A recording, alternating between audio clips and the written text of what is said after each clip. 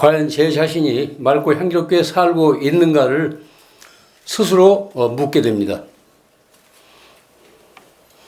맑음은 개인의 청정을 뜻하고 향기로움은 그 청정의 사회적인 메아리입니다.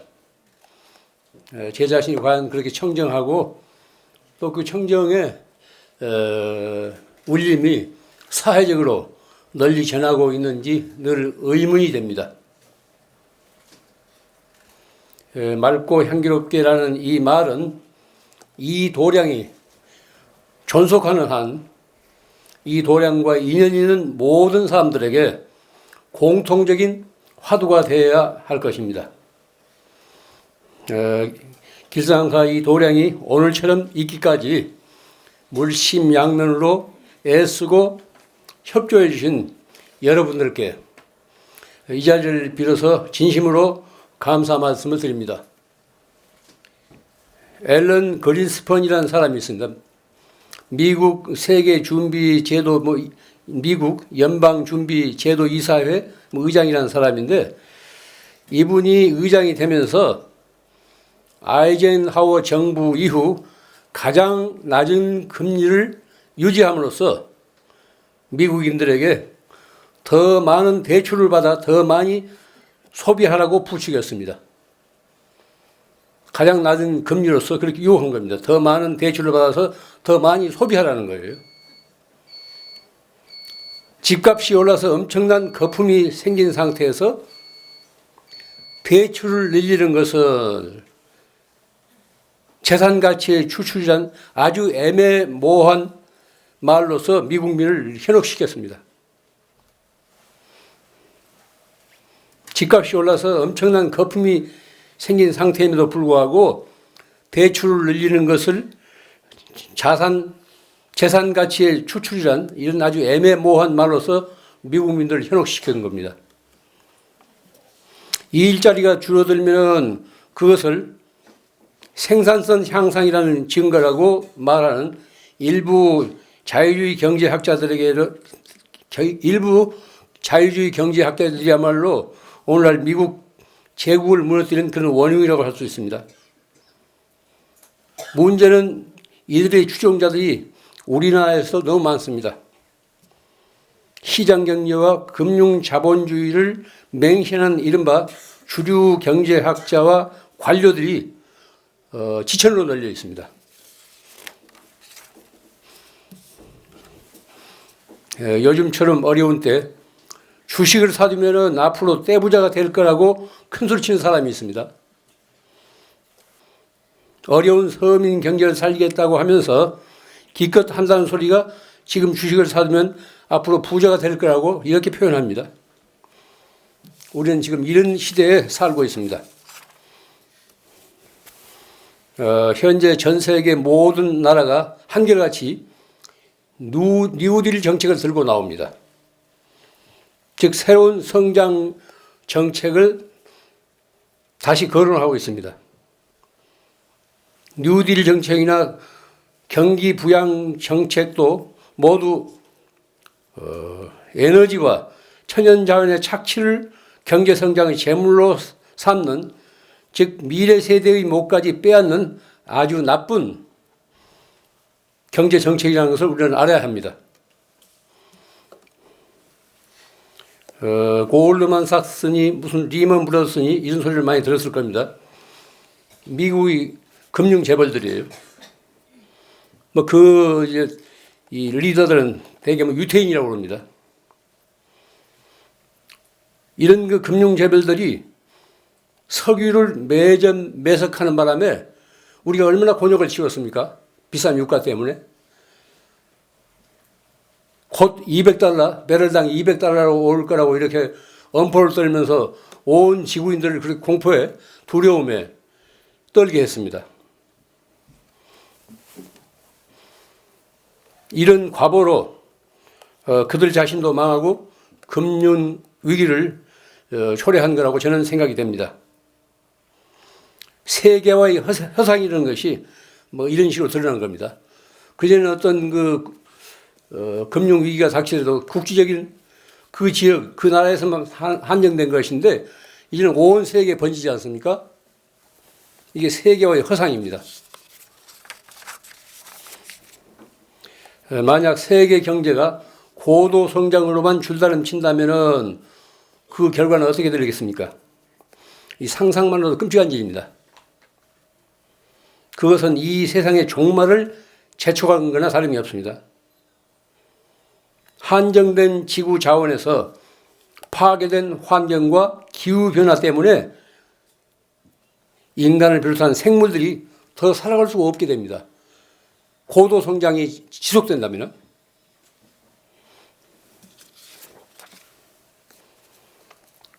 무절제한 경제 팽창은 이건 지극히 부도덕합니다. 무절제한 경제 팽창은 지극히 부도덕한 현상입니다. 또한 그 실현도 불가능합니다. 모든 탐욕은 다른 사람들의 몫까지도 빼앗기 때문에 부도덕한 것입니다. 물질적인 제한은 한정되어 있기 때문에 그 실현이 가능하지 않습니다. 이 지구상의 모든 나라들이 탐욕의 눈이 어두워서 앞다투어 고도 성장만을 추구한 결과가 오늘과 같은 위기를 초래한 거라고 저는 생각이 됩니다. 여기는 커다란 메시지가 있습니다.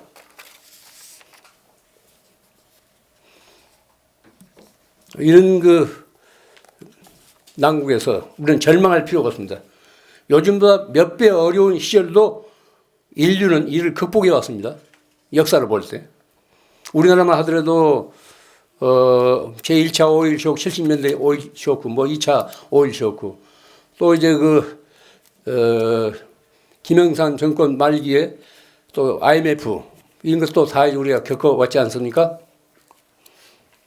모든 것이 넘치는 세상에서 만족할 줄도 모르고 고마울 줄도 모르면서 산더미처럼 쓰레기만을 만드는 우리 현실 한번 생각해 보십시오. 분에 넘치는 풍요로운 환상에서 그만 깨어나라는 우주의 메시지로서 오늘 경제 위기가 닥친 거라고 저는 확신합니다. 무엇을 가지고는 만족할 줄도 모르고 고마워할 줄도 모르고 이런 무딘 사람이 됐습니다. 온 지금 인류가 그런 겁니다.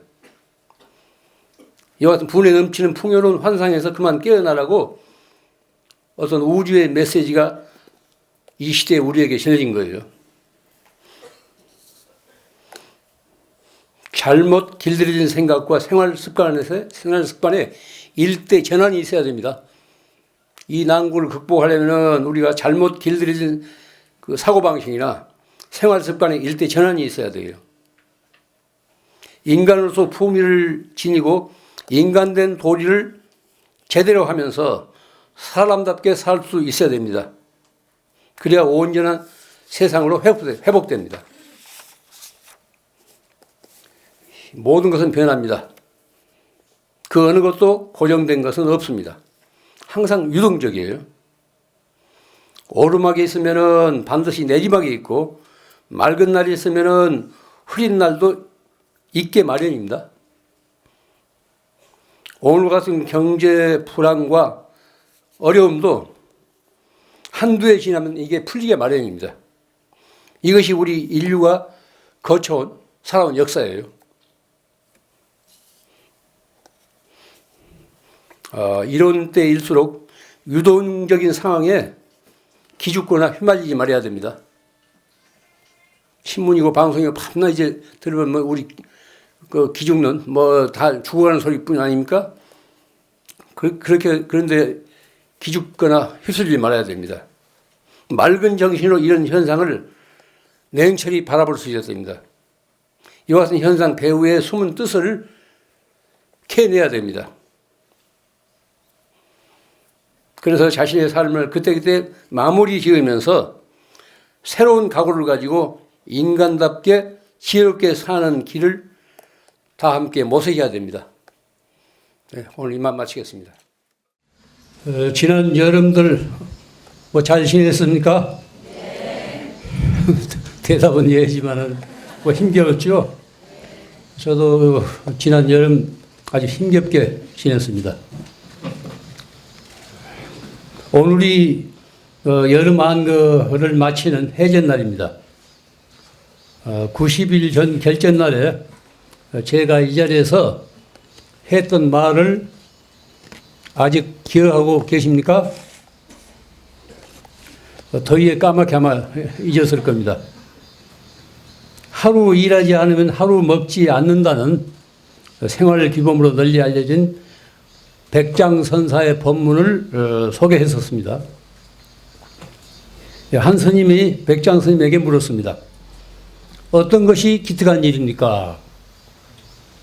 이 물음에 대한 대답이 독자 대응봉, 홀로 우뚝 대응봉에 앉는다.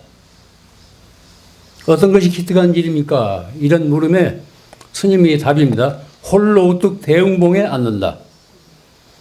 스님이 머물던 산 이름을 백장산이라고도 하고 대웅산이라고도 했습니다. 홀로 우뚝 대응봉에 앉는다. 안거 중에 저마다 자기 삶의 현장에서 홀로 우뚝 앉을 수 있었다면은 지난 여름이 결국 헛된 여름이 아니었을 겁니다. 어떤 것이 그럼 과연 기특한 일인가? 한번 생각해 보세요. 우리들의 삶에서 어떤 것이 가장 기특한, 두고두고 기억할 만한 그런 신기한 일이겠는가? 우리가 지금 이 순간 이렇게 살아있다는 사실이 기특한 일이 아닐 수 없습니다. 모든 것은 삶에서 시작되고 이루어집니다. 우리가 살아있기 때문에 행복도 불행도 기쁨도 슬픔도 따릅니다. 우리가 살아있지 않는다면 모든 것이 뭡니다. 모든 것이 우리 자신과는 아무 상관이 없는 일입니다. 더위가 됐건 추위가 됐건 행복이 됐건 불행이 됐건 걱정이 됐건 근심이 됐건 아무 상관도 없는 일입니다. 그런데 우리가 살아있기 때문에 이와 살아있기 때문에 걱정 근심이라든가 행복과 불행이 따르게 마련입니다. 그렇지만 몸만 살아 숨쉬는 것을 살아있다고 할 수는 없습니다. 그것은 단지 생물학적인 존재일 뿐입니다. 생물학적인 존재만으로는 결코 살아있다고 할 수가 없습니다. 사람으로서 할 도리를 다하면서 자신의 분수를 헤아려 자기 자신답게 살 수 있어야 됩니다. 언제 어디서 어떻게 살든 간에 사람의 도리를 다 해야 돼요. 또 자기 분수를 헤아려 자기가 맡은 일을 충실히 해서 이웃에게, 함께 살고 있는 이웃에게 득이 되고 덕이 되어야 됩니다.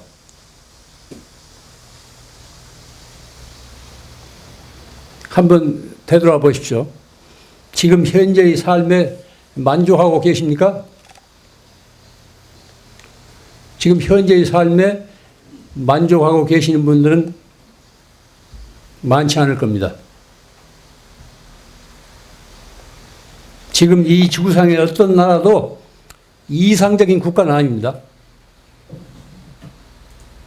뭐 우리나라를 비롯해서 이 지구상의 그 어떤 나라도 돈이 많건 무기가 많건 간에 그들의 삶에 이상적인 국가를 이루지는 못하고 있습니다. 다들 무엇인가 쫓기면서 갈팡질팡 지금 헤매고 있는 그런 현실입니다. 사회나 국가가 그러듯이 그 안에 사는 개인도 마찬가지입니다. 현재의 삶에 만족을 느끼는 사람은 그렇게 많지 않습니다. 사람이 무엇 때문에 사는지, 어떻게 살아야 잘 사는 것인지 저마다 자기 판단이 분명해야 됩니다. 각자 업이 다르기 때문에 꼭 그와 같이 살아야 된다는 법은 없습니다. 사람에 따라서 무엇 때문에 사는지 각각 다를 수가 있습니다. 또 어떻게 살아야 잘 사는지 각각 다를 수가 있습니다. 그러니 저마다 그 가치 판단의 기준은 확고해야 됩니다. 더 말할 것도 없이 모든 살아있는 존재들은 행복하게 살고자 합니다. 사람이 행복하게 살아가는 데는 그렇게 많은 물질이 필요 없습니다. 그런데도 자신의 분수에 만족하지 않고 보다 많은 것을 차지하기 위해서 허욕을 부리기 때문에 결국은 불행해집니다.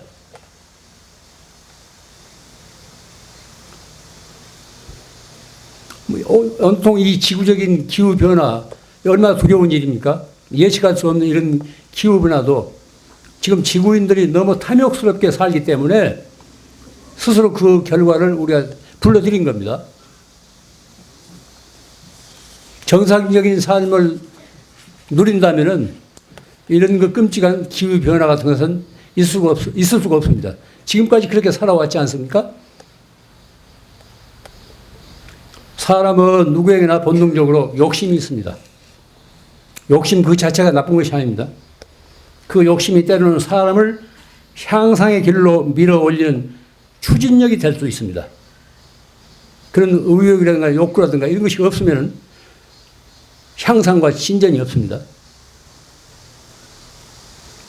삶에 탄력을 주기 위해서라도 적당한 욕망이나 욕구는 필요한 겁니다. 그러나 지나친 욕심, 과욕, 지나친 욕심은 사람을 옴짝 못하게 얽어매고 병들게 합니다. 오늘날 지구인들이 당면하고 있는 문제들도 바로 이제 지나친 욕심 때문에 그래요. 모두가 미국처럼 잘 살려고 하기 때문에 이 지구가 견뎌낼 수가 없는 겁니다. 탐욕이 불러일으킨 재앙이에요. 현재와 같은 과다한 소비의 경제 행태는 지구를 몇 개 가지고도 모자랄 형편입니다. 아무리 물건을 많이 가지고 편리하게 살아갈지라도 우리들의 생활 환경이 망가지면 더는 살아갈 수가 없습니다. 오늘날 전 지구적인 환경 재앙은 현재의 우리들 자신이 불러일으킨 결과입니다. 생각할수록 두려워요. 내일을 예측할 수가 없습니다. 경제가 발전하면 우선은 좋을지 모르지만 그만큼 한정된 지구 자원이 고갈되고 생태계가 파괴된다는 반대 급부를 치러야 됩니다. 제가 살고 있는 그 강원도가 고냉지입니다. 해발 800인데 지금까지는 그런 현상이 없었는데 올 여름 들어서 폭염주의보가 몇 차례 내렸어요. 그 고냉지에. 일찍이 없었던 일입니다.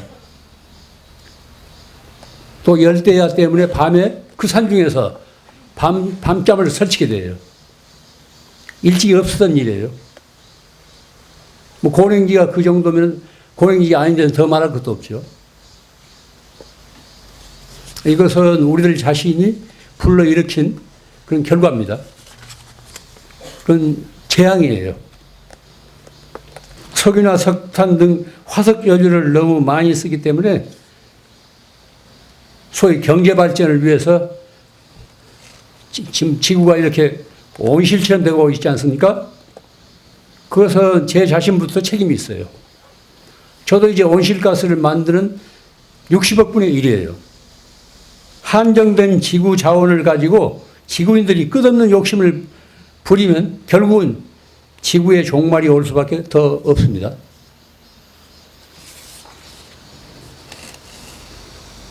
개인이건 사회건 분수밖에 욕심은 불행을 스스로 불러들입니다. 넘치는 것은 모자란 못하다는 교훈을 거듭 새기면서 적은 것을 가지고도 고마워하고 만족할 줄 아는 삶의 지혜를 새롭게 터득해야 됩니다. 적은 것을 가지고도 고마워하고 만족할 줄 아는 삶의 이건 지혜예요. 이건 새롭게 터득해야 돼요. 너무 새삼스러운데 새롭게 터득해야 됩니다. 이런 생활 태도 또한 기특한 일일 수가 있습니다. 끝으로 제가 덧붙일 것은 우리 승가에서는 여름 해제일입니다. 일명 자자이라고 자자이라고 합니다. 자자란 안거가 끝나는 날 안거 중에 자신이 범한 허물을 대중들이 서로 고백하고 참회하면서 용서를 비는 일이에요. 오늘 자자이기 때문에 제 자신에 대한 얘기를 좀 해야 되겠습니다. 제 자신 지난 세월을 돌이켜보니 중노릇이란 다른 게 아니라 마치 장애물 경주 같구나 이런 생각을 하게 돼요. 50여 년 동안 장애물 경주를 용케 해왔다는 아슬아슬하게 용케 해왔다는 생각이 문득 듭니다. 절에 들어와 살면서 이것저것 시주의 물건을 너무 많이 축내면서 시은을 무겁게 좋았습니다. 이건 솔직한 제 고백입니다. 옷이며 밥이며 집이며 심지어 자동차까지 몰고 다니면서 빚을 많이 지고 있습니다. 오늘 아침 제가 부처님 앞에 이제 차를 올리면서 스스로 내가 그동안 지나온 자취를 이렇게 되돌아보니까 너무 시은을 많이 져왔어요. 제가 보태는 것보다는 얻은 것이 너무 많아요. 몹시 부끄럽습니다.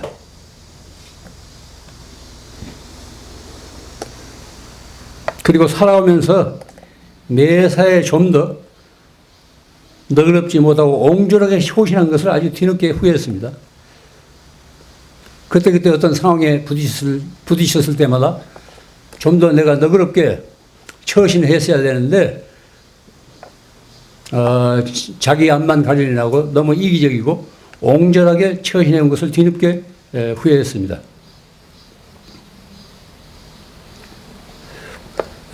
제가 한 일에 비해서 받은 것이 너무 많다는 것을 생각할 때 내가 중노릇을 하면서 빚을 많이 졌구나 이런 생각을 스스로 하게 됐습니다. 오늘이 뭐 해전날이고 또 제가 중되는 날이고 여기 통영 미래사에서 이 1956년에 7월 보름 해전날 제가 거기서 이제 3위계를 받고 중이 됐는데 그동안 자취를 이렇게 생각해 보니까 방금 말씀드린 것처럼 시을 너무 많이 져왔구나. 내가 세상을 위해서 한 일보다는 받은 일이 너무 많구나. 앞으로 남은 생애 동안 이 일을 명심해 가지고 은혜를 갚는 일에 좀 더 노력을 해야 되구나 이런 생각을 하게 됐습니다. 그래서 오늘 이 자자한 날이라서 제 자신의 고백을 이렇게 대중 앞에 드렸습니다.